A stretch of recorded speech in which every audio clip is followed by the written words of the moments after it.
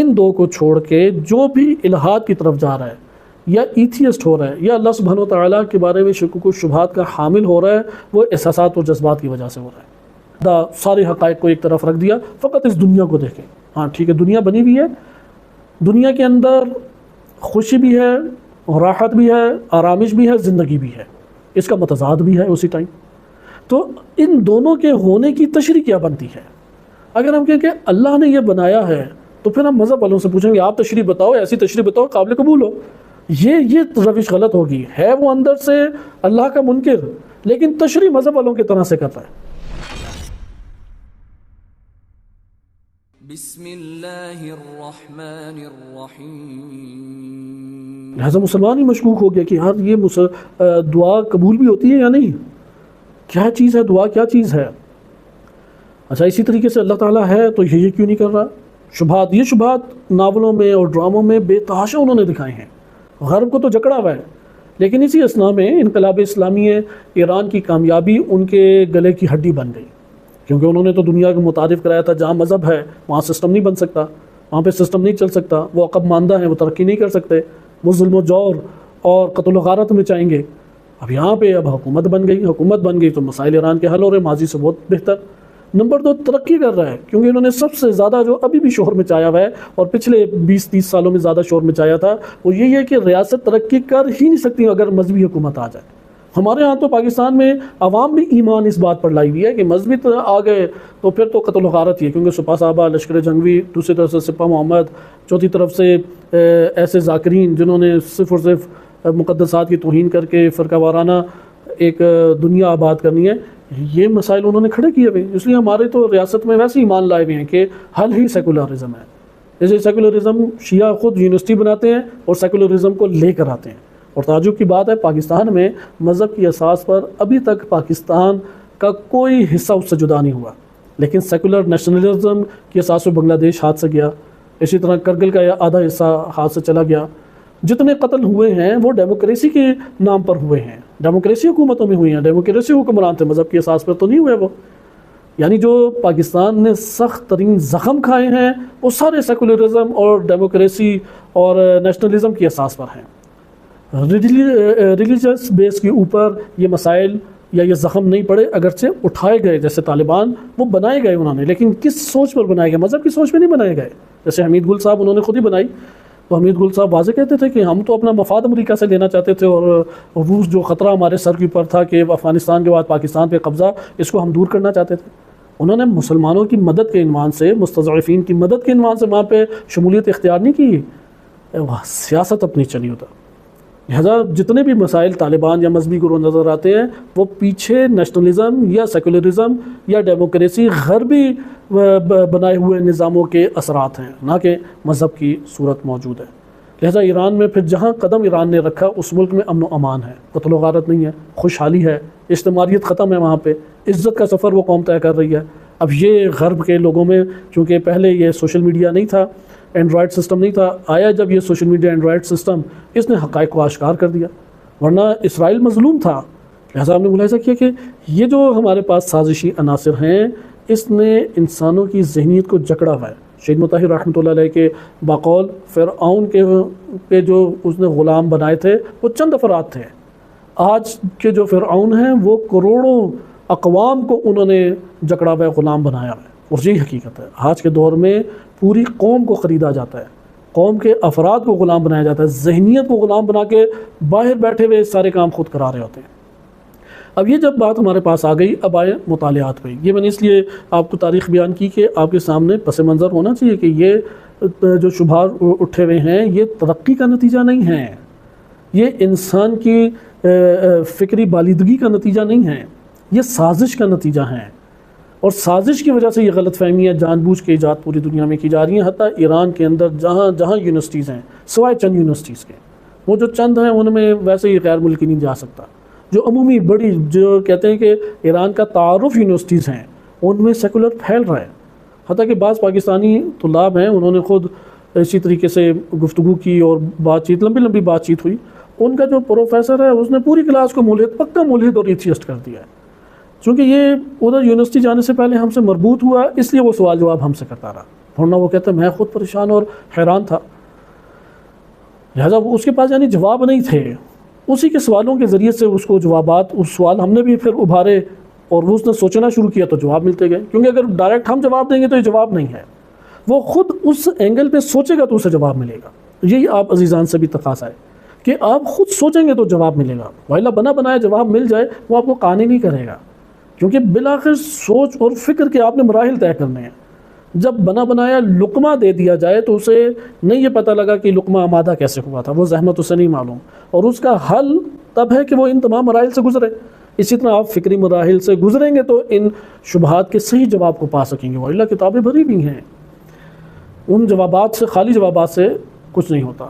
آئیں اب ہم ادھر تھوڑا سا تفکر کریں. یہ ہمارا پہلا درس چونکہ تعارفی اور تاریخی پس منظر میں گزرنا لازم تھا تاکہ یہ معلوم ہو جائے کہ سازش کا مرکز اور اس کا سبب کیا ہے.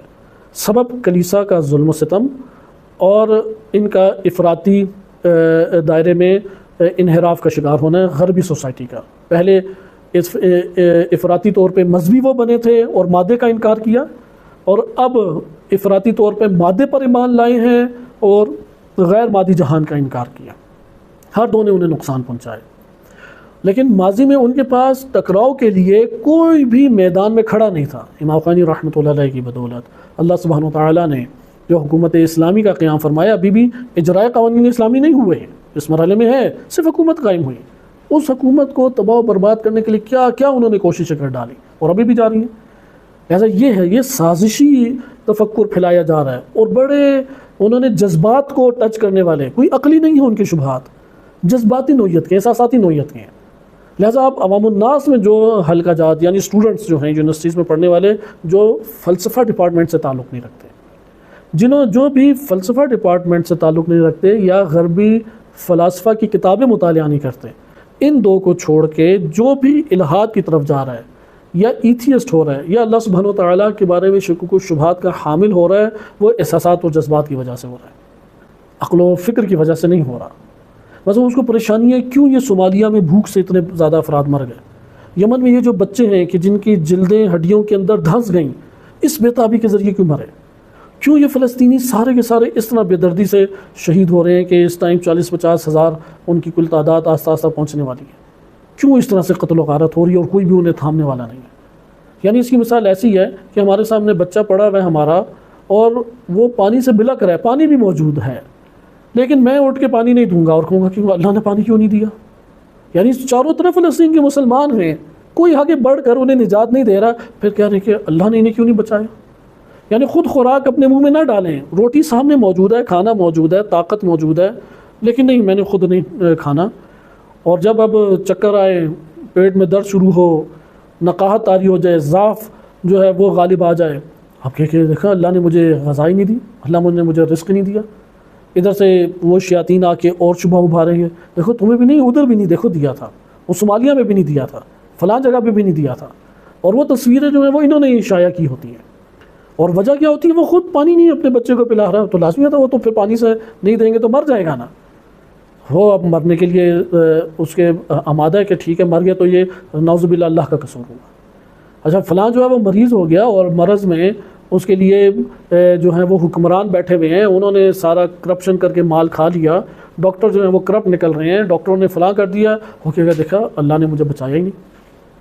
وہ سارے احساساتی اور جذباتی وہ ہیں، یعنی جلد باز ہیں کہ وہ اس جلد بازی کی وجہ سے فکر کی قوت میں ضعف ان کے پیدا ہو گیا.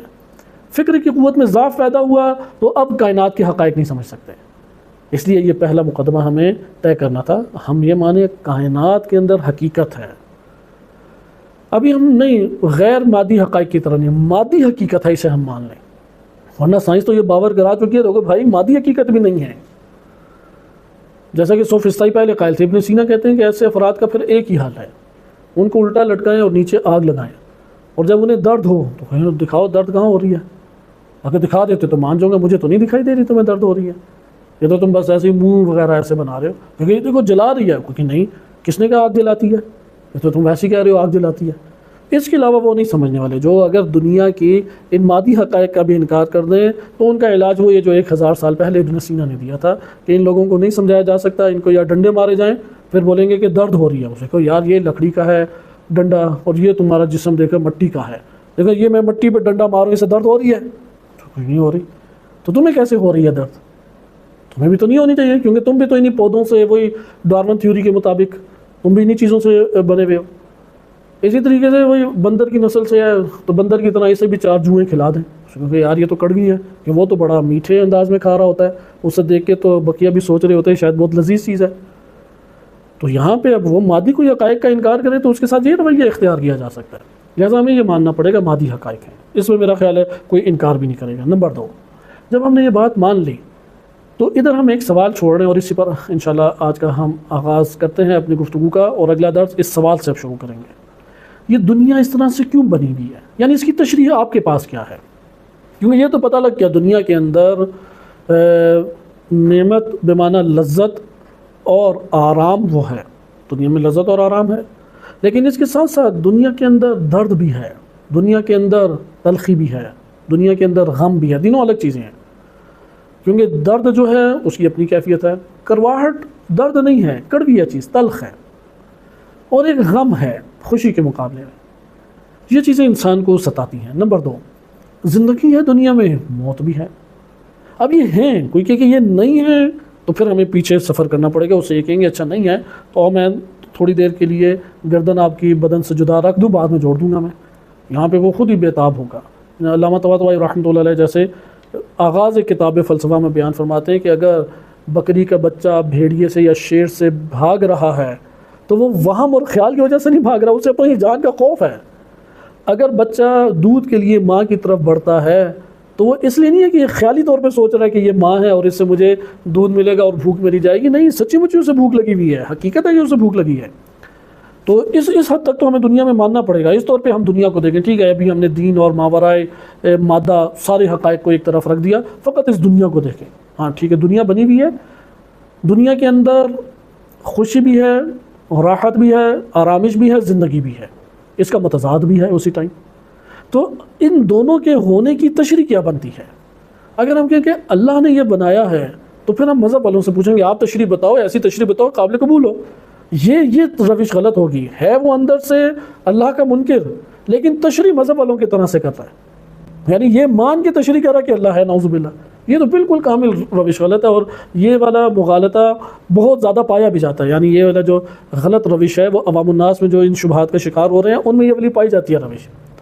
وہ اندر سے معتقد ہو رہے ہیں کہ اللہ نہیں ہے، لیکن جب تشریح دنیا کی کر رہے ہیں تو اس شرط میں کریں کہ اللہ ہے. اسے کہو کہ بھائی دونوں میں سے ایک بات کرو نا، یا مانو کہ اللہ نہیں ہے یا مانو کہ اللہ ہے. اگر اللہ ہے تو پھر اس تفکر کے تحت کیوں جواب دیتے ہو کہ نعوذ باللہ اللہ ظالم ہے؟ اس تفکر کے مطابق ذرا آؤ نا کہ اللہ ہے، اس تفکر کے تحت تم ذرا سوال جواب کرو.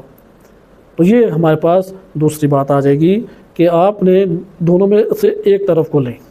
ہم فرض کرتے ہیں اس طرف کو لے لیتے ہیں، نعوذ باللہ ایک فرض کر رہے ہیں، کیونکہ فرض کرنے میں عیب نہیں ہے.